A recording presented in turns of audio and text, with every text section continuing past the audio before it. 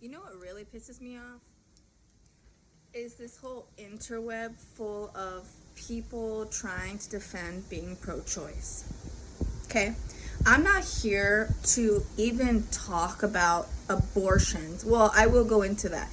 But right now, what I'm trying to say is there are so many, and I'm going to address just the women right now. And I have been arguing over TikTok and Facebook. I mean, since I was in high school, which was 15 years ago.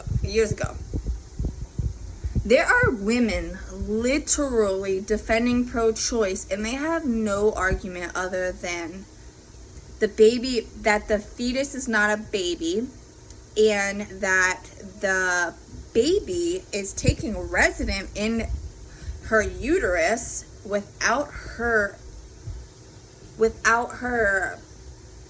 oh gosh, what's the word? Unsolicited residency. You guys, can we just listen to ourselves for a minute? Okay. That makes absolutely zero sense. You know, my argument as somebody being pro-life is not to go against people that have all these medical issues that can't have babies, because honestly, I think with the correct counseling and really addressing the situation for what it is, they're going to make their decisions based on that entirely. And that is of no moral stance, truly. And there are going to be some people that are told to get an abortion. I know people personally that have been told to get an abortion because it would kill them if they had the baby, and they've had the baby. And luckily, those people have survived. However, I know that there are cases like ectopic pregnancies, etc. You know, obviously, there's not much you can do in certain situations. So I'm not going to sit here and defend those abortions, but I'm also here to say I'm not addressing those abortions. What I am is here addressing the idea and the movement of being pro-choice as a woman's right to choose. Okay. What are we choosing here? I said I wasn't going to get into the medical aspect, but let me just quickly address that. If we're going to choose to survive, literally, because having a baby will kill us and we will drop dead alongside our baby, then inevitably we must figure something out quick or we're going to die. However, there are so many doctors that want to pin this pregnancy as the reason why you're going to drop dead, because honestly, there are so many people with high-risk pregnancies that there are, and I don't want to say few because I don't know the statistics, so I'm not going to sit here and claim statistics that I'm not familiar with, but you can have a high-risk pregnancy and still have your baby and still survive and be okay and move on with your day. But once again, I'll save that for another topic entirely. Okay. I'm here to address those people, especially the women, which disgusts me to no end. And having these conversations makes me realize why I never had friends that were girls, and why now, like, when I do have them, it's very few, and they're like super special, and they're girls that have brains in their heads, and they're not ignorant, spewing just vomit out of their mouths by their complete, just ignorance. Because I'm not a scientist, I'm not a politician, I am a Christian. I say that, but I'm not even here like spewing Christianity. I believe that God is the giver of life and the only one who should be able to take it, considering I had the privilege of my mom giving me life, or of God giving me life and my mom having me. But, can we be real here for a minute? There are women out here saying that if a baby is inside her, and I'll say her using it as if she's pregnant, or I can say there's a baby inside another woman. I'll just say it. If the baby's inside, if the creature, the alien is inside her, that it's not a baby, What is it then? Oh, it's a fetus because it relies entirely on its mother to survive.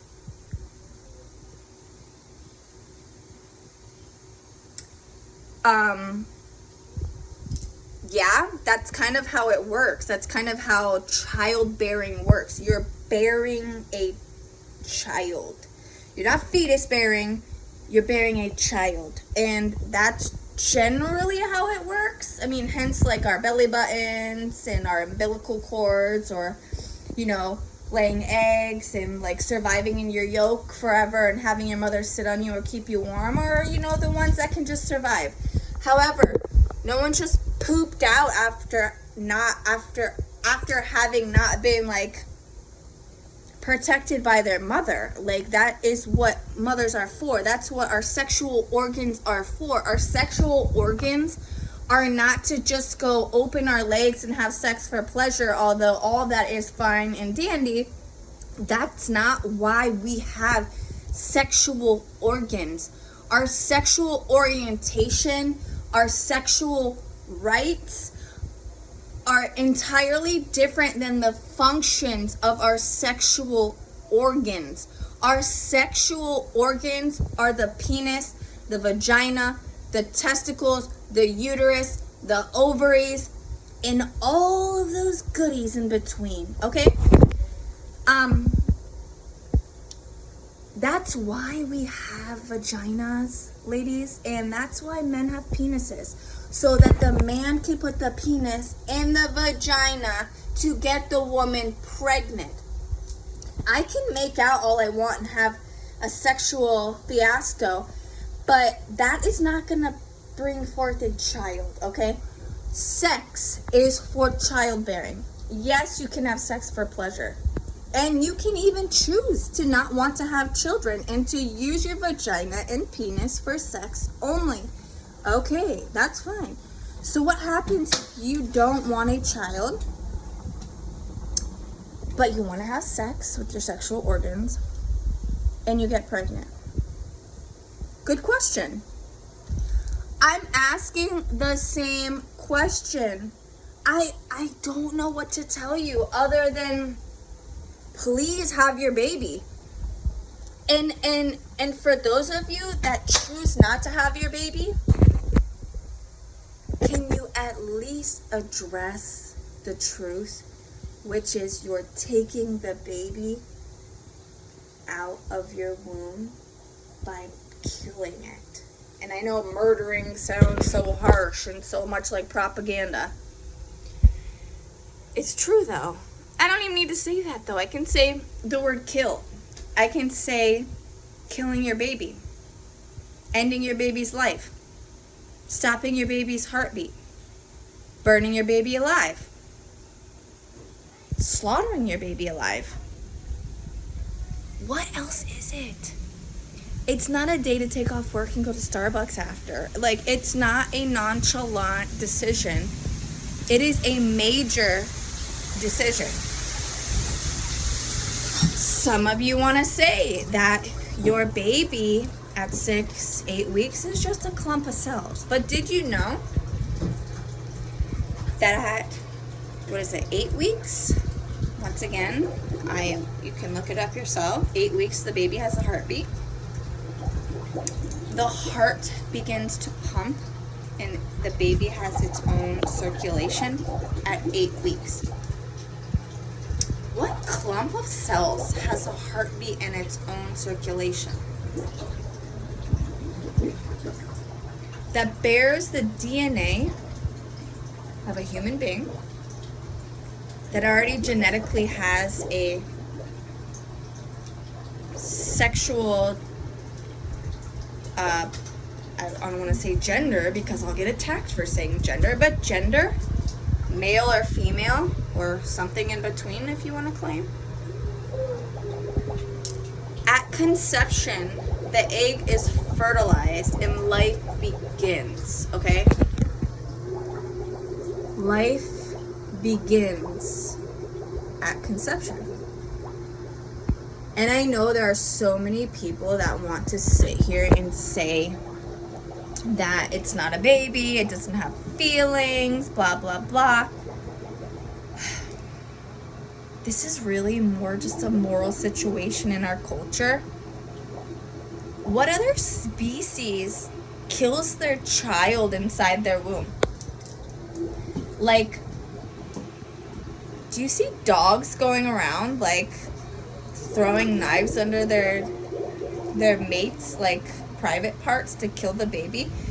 Do you see, you know,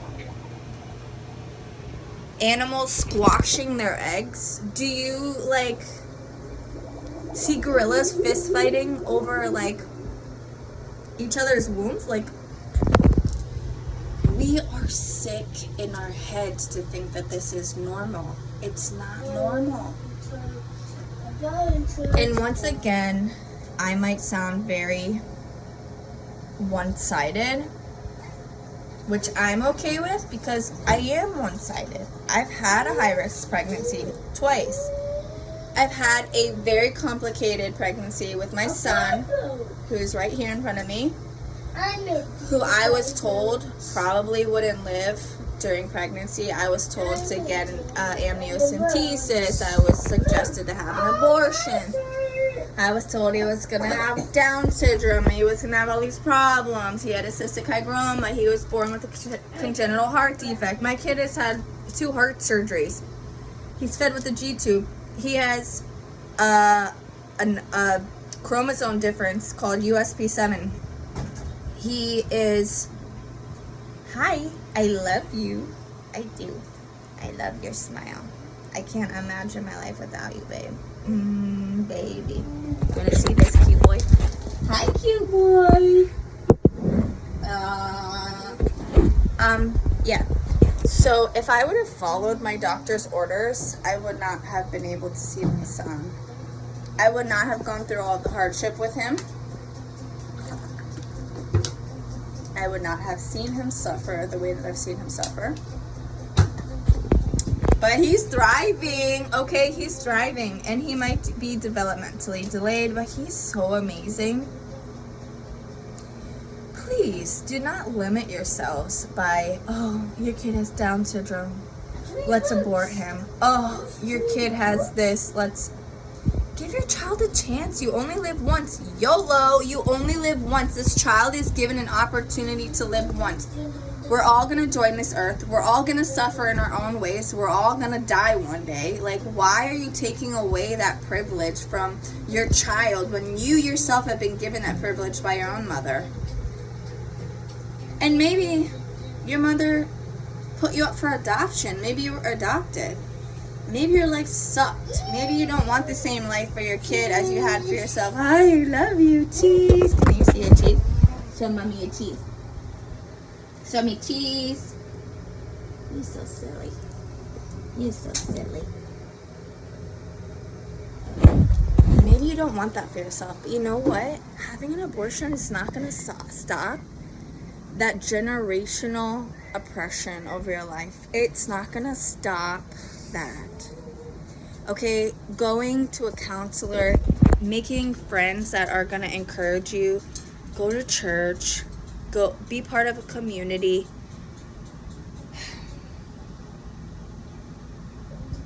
Break those chains, okay? Like, let's not normalize this. I don't condone abortion at all, but I'm also not here to tell you that. I'm just here to, like, be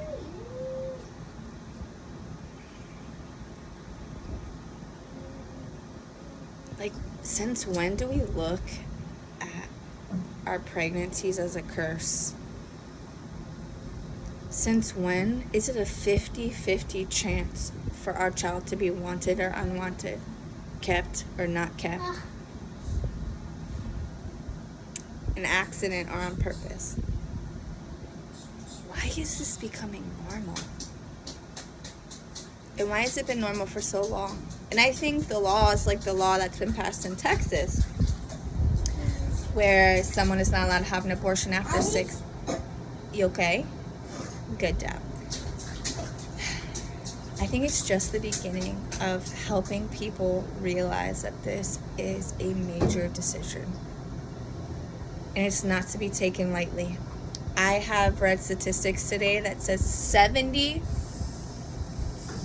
I don't want to get this wrong, 70, 80, 90, it was like 60, I don't know exactly, so I don't want to pin it. But it was about 60 to 70% of people in a survey had absolutely no reason to have an abortion other than just they decided to have an abortion. And this was amongst rape, this was amongst not having enough money, this is amongst not feeling mature enough to raise a child, this is being underage. Like literally, medical reasons was like 5%. It was insane.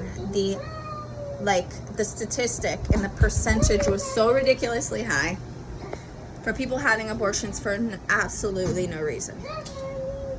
No reason. Other than it's been normalized, which is why I think we need to get away from this normalization of a modern day genocide of killing our unborn. And whether you agree with me or not, the insect inside of your body when you're pregnant is your child. You are officially a mother at conception, which is why people have baby announcements, which is why people have baby showers, is because they're having a baby. Why they have gender reveals is because they found out the sex of their human child inside of them. Why would someone at, let's say, 6 weeks pregnant, pees on a pregnancy test, gets pregnant, and all of a sudden on Facebook is posting baby announcement, baby Henderson due in December of 2023 or 2022 or 2021? Because they're having a baby. That's why. And they're excited about having a baby at 6 weeks pregnant. Think about it. So, if you're pro-choice, please don't ever post baby announcements. Please don't have baby showers. Please don't have gender reveals. Just keep it all on the down low, because once your baby comes out and it magically goes from turning into a magical unicorn into a baby, then you can post about it. When your fetus turns into a baby, then you can talk about your baby, because before then it ain't a baby, right? I mean, that's what we all make it sound like. Anyways, thanks for listening. Ladies, this is an attack on you. I really hope this opened up your eyes. I really hope you reconsider just your views on it. Whether you change your mind about abortion or not, at least accept that what you're doing is a murder of your child and that it is a baby. And if you can live with yourself, so be it. But I can't. And I'm sorry. Not sorry. Peace.